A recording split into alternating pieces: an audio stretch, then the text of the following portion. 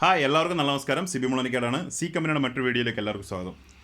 ഇന്ന് ഞാൻ എല്ലാവർക്കും അറിയാവുന്ന കാര്യമാണെങ്കിലും നമ്മൾ കുറച്ച് ശ്രദ്ധിക്കേണ്ട ഒരു മാറ്ററാണ് ഷിപ്പിംഗ് ആൻഡ് പാക്കിംഗ്. പല ആളുകളും നമ്മുടെ കയ്യിലുള്ള എക്സ്ട്രാ നാണയങ്ങളോ അല്ലെങ്കിൽ നമ്മുടെ കയ്യിലുള്ള എക്സ്ട്രാ കളക്റ്റബിളോ ഒക്കെ പലരുമായിട്ട് സ്വാപ്പ് ചെയ്യാറുണ്ട്. അതായത് ഒരാൾക്ക് ഇല്ലാത്ത സാധനം മറ്റൊരാൾ കൊടുത്ത് പരസ്പരം വാങ്ങാറുണ്ട്. ആ സമയങ്ങളിൽ നമ്മൾ അയച്ചു കൊടുക്കുന്ന വസ്തുക്കൾ എങ്ങനെ വ്യക്തമായിട്ട് വൃത്തിയായിട്ട് അയച്ചു കൊടുക്കാം. ഇത് ഒരു റേഡിയോ ആണ് ഇതിനകത്തിരിക്കുന്ന ഒരു മർഫിയുടെ ഒരു പഴയ റേഡിയോ ആണ്, വർക്കിംഗ് റേഡിയോ ആണ്.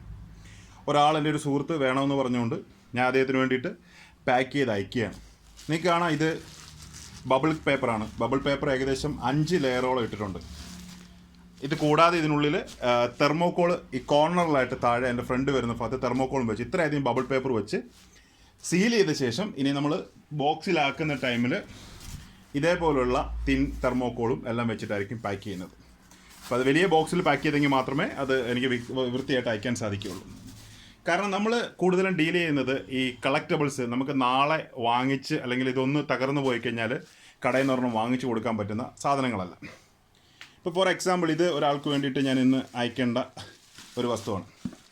ഇത് പണ്ട് കാലങ്ങളിൽ ഈ മഷി മുക്കി എഴുതുന്ന പേനകൾ ഉപയോഗിച്ചിരുന്ന സമയത്ത് മഷി ഒഴിച്ചു വെക്കാൻ വേണ്ടി ഉപയോഗിച്ചിരുന്ന പൗഡറാണ്. അപ്പോൾ ഇത് ഞാൻ പാക്ക് ചെയ്യണമെങ്കിൽ ഈ ഒരു ബോക്സിൽ, ഇതിലും ചെറിയൊരു ബോക്സിൽ വേണമെങ്കിൽ പാക്ക് ചെയ്യാം. പക്ഷേ ഒരിക്കലും അങ്ങനെ പാക്ക് ചെയ്യില്ല.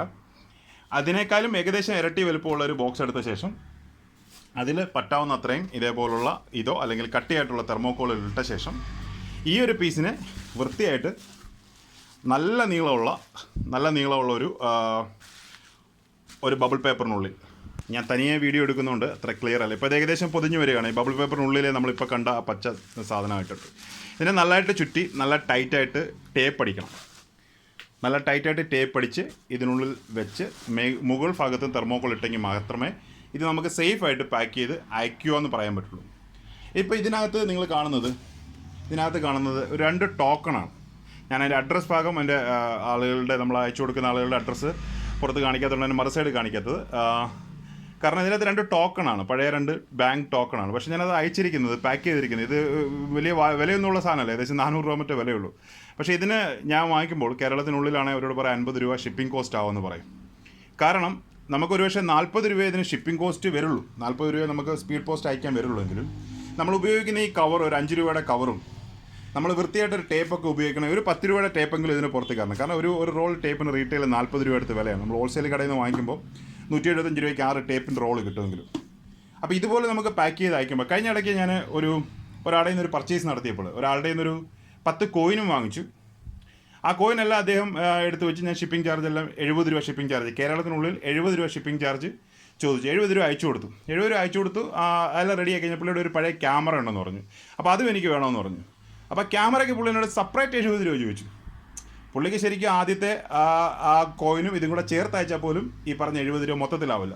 ഞാൻ അതിനും 70 രൂപ അയച്ചു കൊടുത്തിട്ട് പറഞ്ഞു എനിക്ക് 2ആയിട്ട് അയക്കണമെന്ന് പറഞ്ഞു. അപ്പോൾ പുള്ളി ഉദ്ദേശിച്ചത് 2 ഷിപ്പിംഗ് ചാർജ് വാങ്ങിച്ചിട്ട് ഒറ്റ പാക്കറ്റ് അയക്കാനായിരുന്നു. ഞാൻ എന്തായാലും 2 ഷിപ്പിംഗ് ചാർജ് അയച്ചു കൊടുത്ത് 2ആയിട്ട് അയപ്പിക്കുകയും ചെയ്തു.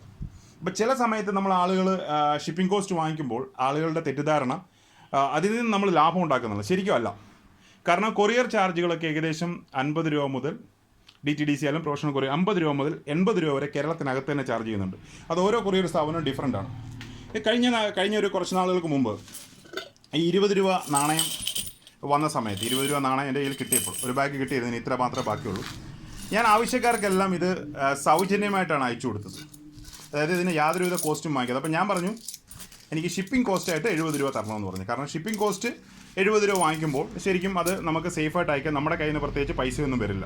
അപ്പോൾ ആ രീതിയിൽ അയച്ചു കൊടുക്കുന്നുണ്ട്. അപ്പം നമ്മൾ ആലോചിക്കേണ്ട ഒരു കാര്യം, 1 കിലോയുടെ ഒരു സാധനം അയക്കണമെങ്കിൽ തന്നെ അത് നല്ല രീതിയിൽ പാക്ക് ചെയ്ത് അയക്കണമെങ്കിൽ, നല്ല രീതിയിൽ, ഞാനിപ്പോൾ ഈ ഒരു ബോക്സിലൊരു സാധനം ഇടണമെങ്കിൽ എനിക്ക് ഏറ്റവും കുറഞ്ഞത് ഈ ക്ലിയറും മറ്റേതും കൂടെ ഒരു ഹാഫ് റോൾ ടേപ്പ് വരും.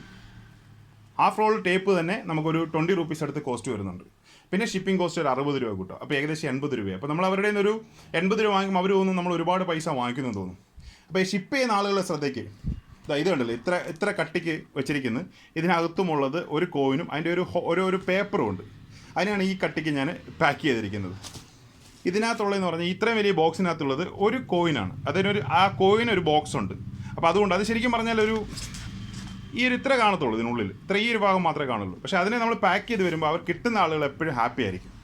അവർ സാറ്റിസ്ഫൈഡ് ആയിരിക്കും. അതാണ് നമുക്ക് വേണ്ടത്.